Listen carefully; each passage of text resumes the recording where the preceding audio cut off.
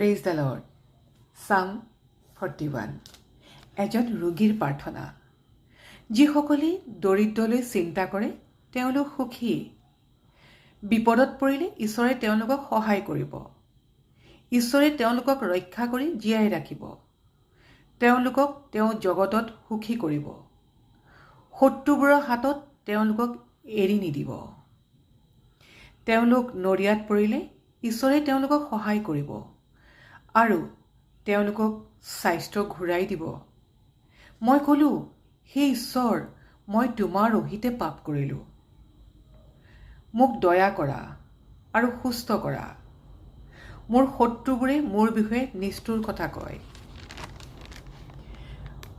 মোৰ যেন মৃত্যু হয় আৰু মোক যেন পাহৰা যায়, তাকে সিহঁতে বিচাৰে। যিবোৰে মোক চাবলৈ আহে সিহঁত যথাৰ্থতে সৰল নহয়। সিহঁতে মোৰ বিষয়ে কুকথাবোৰ গোটাই সকলো ঠাইতে মোৰ বদনাম কৰি ফুৰে। যিবোৰে মোক ঘৃণায় সিহঁতে মোৰ বিষয়ে ইজনে সিজনৰ আগত ফুচফুচায়। সিহঁতে মোৰ বিষয়ে বেয়াকৈ ভাবে। সিহঁতে কয়, তাক মাৰাত্মক ৰোগে ধৰিছে, সি শয্যাৰ পৰা আৰু কেতিয়াও নুঠিব।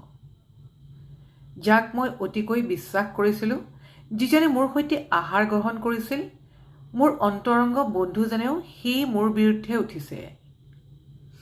হে ঈশ্বৰ, মোক কৃপা কৰা আৰু মোৰ স্বাস্থ্য ঘূৰাই দিয়া, যাতে মই মোৰ শত্ৰুবোৰক প্ৰতিফল দিব পাৰোঁ।